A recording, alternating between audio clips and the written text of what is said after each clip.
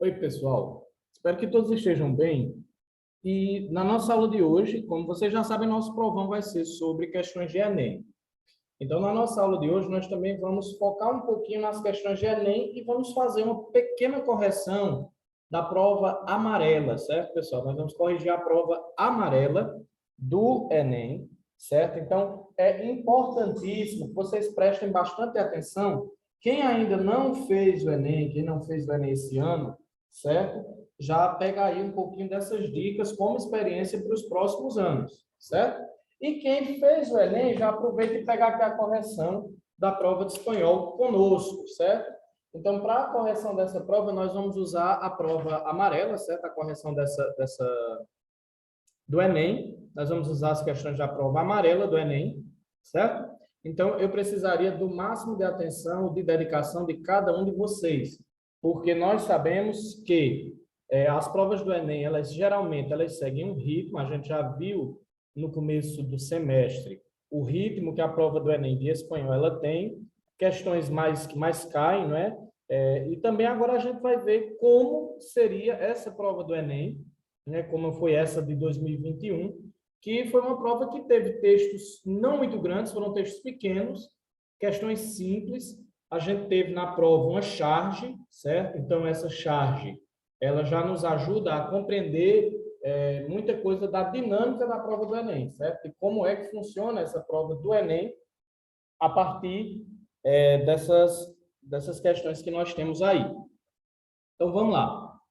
Sem mais delongas, a questão número 1, ela era uma questão que trazia um texto, certo? Para que nós não nos alonguemos muito, eu vou ler esse texto em português, certo? Eu vou ler esse texto em português e vocês acompanham ele aí pela tela de vocês em espanhol, certo? Já é bom também porque vocês vão pegando algumas palavras novas, palavras que vocês não conheciam e já vão vendo o que é que essas palavras significam em português. Então, diz o seguinte: hoje, em questão de segundos, alguém é capaz de conhecer a vida de um indivíduo ou as atividades que ele faz sem necessidade de contato pessoal. As RRSS, as redes sociais, certo? É uma sigla para redes sociais, tem a poderosa virtude de convocar concentrações de gentes com ideários comuns e gerar movimentos como a Primavera Árabe, por exemplo. Sob esse parâmetro, qualquer incidente pode ser imediatamente reportado por gravação ou filmagem, pelo que aos aparatos celulares, mais além de sua utilidade em termos de conversação, teriam de ser classificados como a guilhotina do século XXI. Assim são estes os que passaram a converter artefatos com cujo uso se foi mostrando conversações, acordos negociados, chantagens e um sem fim de fatos que deram curso a processos de natureza legal e investigativa, que tombaram governos, empresas, empresários políticos e que, inclusive, serviram, em um caso recente, para que o inocente recupere sua liberdade depois de 4 anos de injusto encarceramento. Então, o texto em si, ele fala sobre as redes sociais, ele chama as redes sociais ele chama os celulares, perdão, de guilhotina do século XXI, por quê? Porque qualquer incidente pode ser gravado, pode ser reportado, pode ser filmado, certo? E também fala de como esses aparelhos eles estão ajudando a investigar pessoas, investigar negociações e até a libertar pessoas que foram presas injustamente, certo? Então, esse era o centro do texto, era a centralidade do texto. Era um texto bem simples.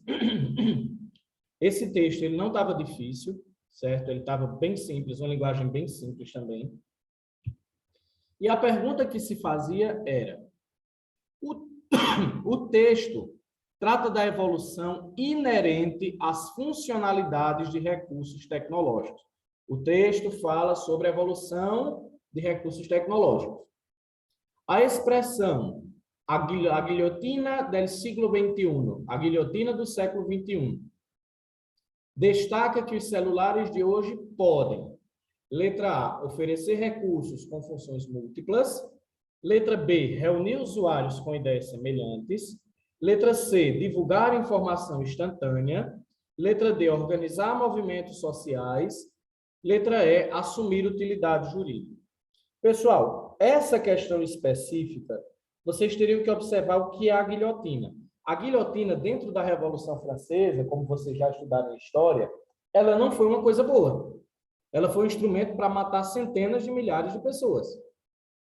Então, quando a gente fala de guilhotina, né, se a gente volta no texto, a gente vai ver lá, ó, sob esse parâmetro, qualquer incidente pode ser imediatamente reportado por gravação ou filmagem, pelo qual os aparatos celulares, além de sua utilidade para a conversa, teríamos que qualificá-los como a guilhotina do século XXI. Então, veja, eles estão falando de que hoje tudo pode ser reportado por um celular. Tudo. Qualquer incidente, qualquer coisa, pode se tornar utilidade pública por meio de um celular. Então, literalmente, quando a gente fala de guilhotina do século XXI, nós estamos falando que os celulares oferecem recursos com funções múltiplas? Não, porque o termo guilhotina, usado no texto, não significa isso.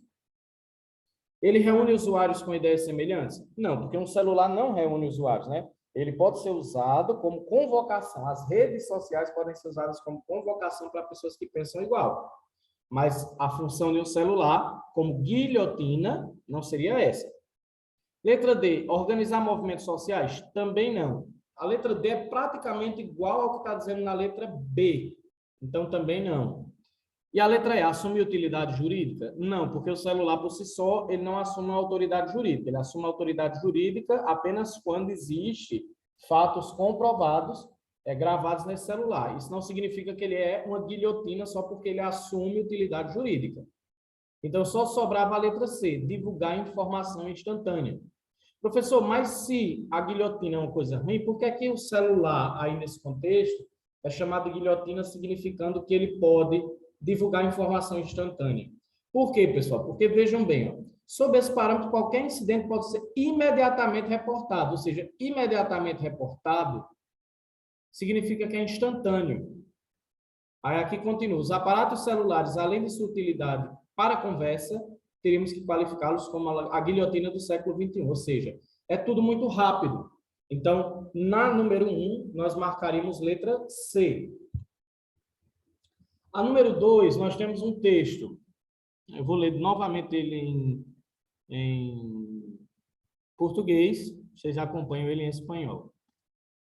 No solo, apoiado no mostrador, se colocava imóvel como uma coisa, um homem muito velho. Os muitos anos o haviam reduzido e polido, como as águas a uma pedra, ou as gerações dos homens a uma sentença. Era escuro, pequeno e ressecado, e estava como fora do tempo, em uma eternidade. O que é que esse texto está falando, pessoal? Ele está falando de um homem velho, fala que a idade dele, reduziram ele de tamanho, também ele ficou polido como as águas quando vão para uma pedra. Quanto mais a água bate uma pedra, mais ela diminui o tamanho da pedra e mais ela vai causando polimento na pedra. A pedra que era cascuda agora se torna lisa.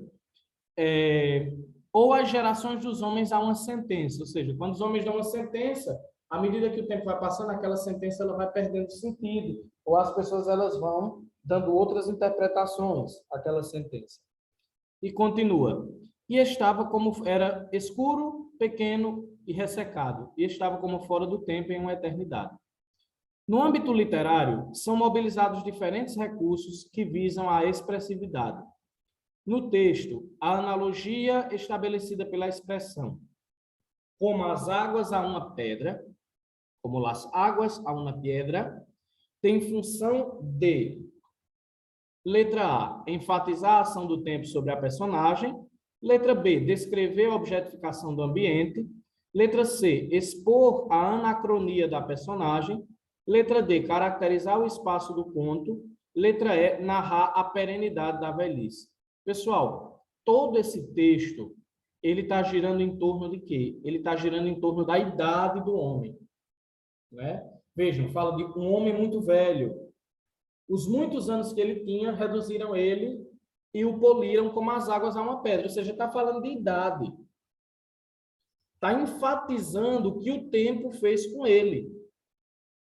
Então, a única opção cabível seria a opção A. Vejam que o texto, ele, a todo momento, ele está falando de velhice. Então, ele está enfatizando o tempo, né? A velhice do homem. Não é a perenidade da velhice, porque a velhice, quando a gente diz que a velhice é uma coisa perene, a gente diz que ela sempre continua. Nesse caso aí, não. Nesse caso diz, ó, o homem estava reduzido e polido como uma pedra, quando a água pega em cima de uma pedra. Está falando da ação do tempo sobre esse homem, a velhice dele, a ação do tempo sobre ele, certo? Então, vejam bem, se a gente pegar esse texto, lesse ele mais de 2 vezes, a gente iria entender que aí está se falando sobre a velhice, mas muito mais do que a velhice, está se mostrando a ação do tempo sobre o personagem. Então, a resposta da número 2, letra A. A resposta da número 2 era a letra A. Número 3, a gente está vendo aí a charge, certo? Tem uma televisão. A televisão diz: guerra, crises, inseguridade, miséria, violência, luxo obsceno. Guerra, crise, insegurança, miséria, violência e luxo obsceno. E um dos caras diz: por Deus, né? Isso é uma expressão muito própria do espanhol, né? Por Deus, que passou com o mundo? O que aconteceu com o mundo? O que é que está acontecendo com o mundo? E o outro está lendo o jornal e diz: nós. Foi o que aconteceu com o mundo? Nós. Isso significa que todas essas ações que a televisão está narrando são, segundo a visão desse personagem aqui, a ação do ser humano, a ação do homem. A questão diz o seguinte: a charge evoca uma situação de assombro frente a uma realidade que assola as sociedades contemporâneas. Seu efeito humorístico reside na crítica diante do, ou seja, tem um humor, certo? Tem um humor aí. Letra A, constatação do ser humano como responsável pela condição caótica do mundo. Letra B, apelo à religiosidade diante das dificuldades enfrentadas pela humanidade. Letra C, indignação dos trabalhadores em face das injustiças sociais. Letra D, veiculação de informações trágicas pelos telejornais. Ou letra E, manipulação das notícias difundidas pelas mídias. Pessoal, letra E não poderia ser. Por quê?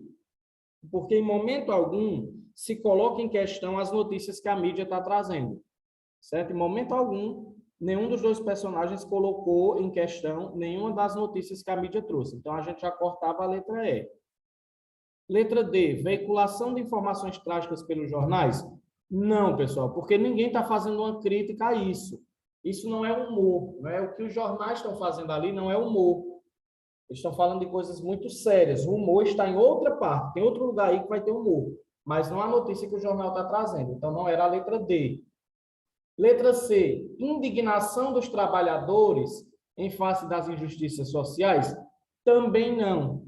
Também não. Por quê? Porque aí, na tirinha, se vocês observam direitinho, apenas uma pessoa, que é esse cara aqui, está realmente chateado com isso. Só ele que mostra indignação. O outro está bem tranquilão, lendo no jornal, só diz: somos nós. Isso aí somos nós, isso aí é a humanidade. A humanidade é isso: guerra, crise, insegurança, miséria, violência, luxo obsceno, certo? Então não poderia ser a letra C, porque só tem um trabalhador ali, ele não está indignado com as injustiças sociais, ele está indignado com aquilo que está acontecendo no mundo como um todo, né? Por exemplo, há coisas ali que não poderiam ser classificadas como injustiças sociais. Letra B, apelo à religiosidade diante das dificuldades enfrentadas pela humanidade?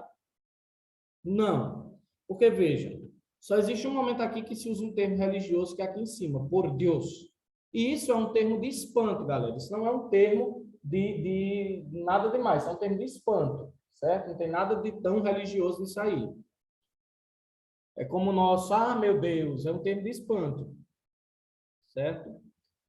Não é 100% de conotação religiosa.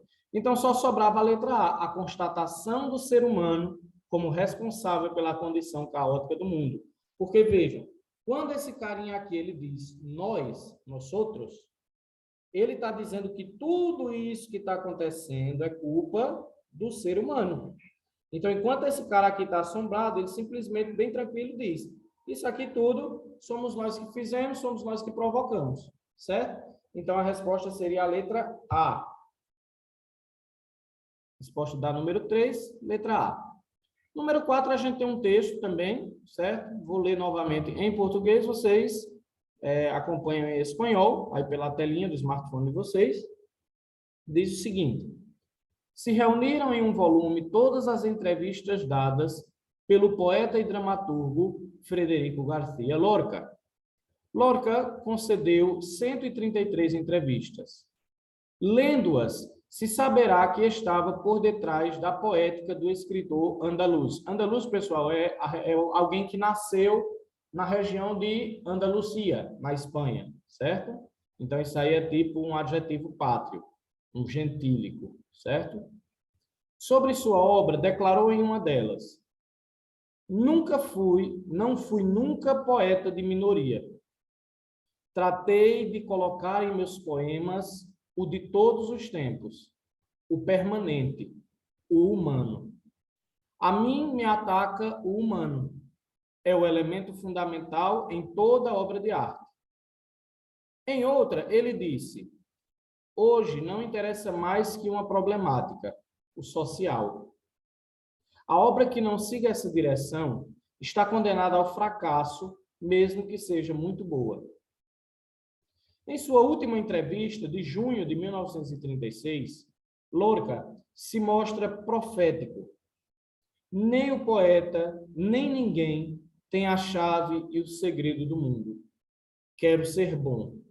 Sei que a poesia eleva e creio firmemente que se há um mais além, terei a agradável surpresa de encontrar-me com ele. Porém, a dor do homem e a injustiça constante que emana do mundo, e meu próprio corpo e meu próprio pensamento, me evitam trasladar minha casa às estrelas. O que é que ele está dizendo? Ele fala aí que a poesia para ele sempre teve um sentido muito humano. Depois, em outra entrevista, ele disse que o mais importante é o social. E, por último, ele diz que ninguém vai ter a chave para entender o mundo, ou seja, já revela uma pequena descrença nele, né? Ele, inclusive, diz: se existir, eu quero ser bom, porque se a poesia eleva e existir um outro mundo, né, uma outra vida além dessa, eu teria a agradável surpresa de me encontrar com esse outro mundo, com essa vida eterna, com esse outro lado. Porém, a dor do homem e a injustiça que existem no mundo não permitiam que a poesia dele fosse uma poesia metafísica, né? A poesia dele era muito humana, era sempre concentrada no humano, no social, e isso impedia, quando ele olhava ao redor dele, que ele via todas as misérias do mundo, isso impedia que ele fizesse uma poesia separada da realidade que ele estava vivendo. A questão dizia o seguinte: esse trecho da resenha de um livro de entrevistas concedido por Frederico García Lorca tem por finalidade, letra A, ressaltar a atração do entrevistado por questões místicas. Essa de cara a gente já descartava, pessoal. De cara. Por quê? Porque ele disse que ele se preocupa muito com o mundo para ficar falando de coisa mística, de coisa metafísica, não é? Os problemas do mundo para ele são muito mais fortes. Então, letra A a gente já descartava. Letra B, divulgar a comoção das elites com as obras do entrevistado. Pelo contrário também, em momento algum ele fala das elites nessa entrevista. Letra D, mostrar a atualidade das obras poéticas e teatrais do entrevistado. Também não. A finalidade dele não é essa. Letra E, criticar o interesse do entrevistado por particularidades da vida humana? Muito pelo contrário. O autor do texto, em momento algum, critica critica Frederico Garcia Lorca, né? Então, só sobrava a letra C, salientar o compromisso do entrevistado com as questões sociais. Então, quando ele diz que o que importa para ele é o humano, é o social, e não ficar escrevendo sobre as estrelas, né, sobre coisas místicas, o que ele está dizendo é que o compromisso dele é com as causas sociais. Então, no texto, o que entra em evidência, né, o que o autor do texto colocou, essa resenha sobre o livro de entrevistas dele, é que ele foi inteiramente voltado para as questões sociais, né? Em que nessas entrevistas ele deixou bem claro que a principal preocupação dele eram as causas sociais. Então, número 4, por favor, marquem letra C. Né? Dê uma olhadinha aí. Quem fez a prova já está com o caderno amarelo aí. Quem vai com o caderno amarelo aí pode corrigir. Letra C. E, por último, nós tínhamos o texto amuleto. Certo? Amuleto. Mesmo jeito, pessoal. Vamos lá. Vou ler em português, vocês acompanham em espanhol. O único certo é que cheguei em México em 1965 e me plantei na casa de León Felipe e na casa de Pedro Garfias, perdão. E lhes disse: aqui estou para o que queiram mandar. E acho que lhes caí muito simpática, porque antipática não sou, ainda que às vezes seja pesada, porém antipática nunca. E o primeiro que fiz foi pegar uma escova, uma vassoura, certo, pessoal? Uma vassoura, e me colocar a varrer o solo de suas casas, o chão de suas casas. E logo a limpar as janelas. E cada vez que podia, lhes pedia dinheiro e lhes fazia compras. E eles me diziam com esse tom espanhol tão peculiar, essa musiquinha distinta que não os abandonou nunca, como se encircularam as setas e as ses, e como se deixaram as esses mais órfãs e libidinosas que nunca. Auxílio, me diziam, deixa já de esfregar, de passear pelo piso. Auxílio, deixa esses papéis tranquilos, mulher, que a poeira sempre vem com a literatura. Então, veja, essa mulher que fez o texto, ela está dizendo que foi morar na casa de 2 espanhóis que estavam exilados no México, certo? E ela diz que eles sempre falavam com um acento, né, com sotaque espanhol, eles nunca perderam o sotaque espanhol. Quando ela fala assim, como se encirculam os eis e os seis, ó, que é nessa parte aqui, las setas e las ses, certo? As letras Z e C. Por quê? Porque a letra Z e a letra C em espanhol, elas têm aquele barulhinho quando você bota a língua embaixo do dente, né? Aquele barulhinho que a gente faz com o TH no inglês, with, certo? Então, por exemplo, eles não dizem coração, eles dizem coração, certo? Então, eles nunca perderam esse sotaque, certo? E ela também fala de que eles sempre reclamavam que ela ia ajeitar os papéis, e eles reclamavam e diziam, deixa que o pó sempre vem junto com a literatura, certo? No fragmento do romance, a uruguaia Auxílio narra a experiência que viveu no México ao trabalhar voluntariamente para 2 escritores espanhóis. Com base na relação com os escritores, ela reflete sobre a ou as. Letra A, variação linguística do espanhol. Letra B, sujeira dos livros de literatura. Letra C, distintas maneiras de acolher do mexicano. Essa daí vocês já iam cortar. Por quê? Porque aqui no enunciado está dizendo que ela é do Uruguai. E no texto está dizendo que eles 2 são espanhóis. Então, não havia mexicanos aí no contexto. Apesar deles estarem na cidade do México, não haviam mexicanos. Então, você já cortava a letra C. Então, só ficava A, B. Letra D, orientações sobre limpeza das casas dos espanhóis. E letra E, dificuldades de comunicação entre patrão e empregada.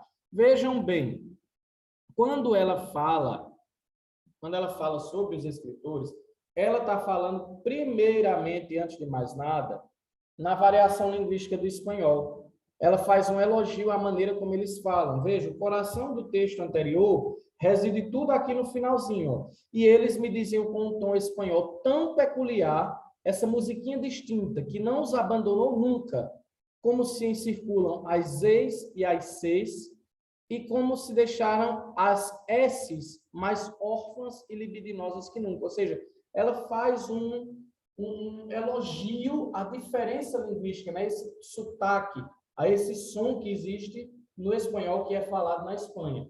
Então, seria a letra A, variação linguística do espanhol. Letra A, na número 5 da prova amarela. Pessoal, vejam que alguns desses textos, eles foram mais complicados de resolver do que outros. Então, isso exige, especialmente para quem fez o Enem, para quem pensa em fazer o Enem nos próximos anos, que vocês tenham uma dedicação e um cuidado maior com esses textos que vocês têm aí, tá certo? Porque sempre na prova do espanhol vocês vão sentir essas pequenas, grandes diferenças. Pode vir um texto mais fácil? Pode. Pode vir um texto mais difícil? Pode. Pode vir um texto dificilíssimo? Pode. É como eu disse a vocês. Por isso que a gente fez aqui várias questões, né? A gente até corrigiu, para quem estava acompanhando as aulas, a gente corrigiu questões de nível fácil, questões de nível difícil, questão de nível médio, porque dentro da prova do espanhol aparecem todos os tipos de questão. Então, nessa prova desse ano, nós tivemos questões de nível fácil, nós tivemos questões de nível difícil e nós tivemos questões de nível médio.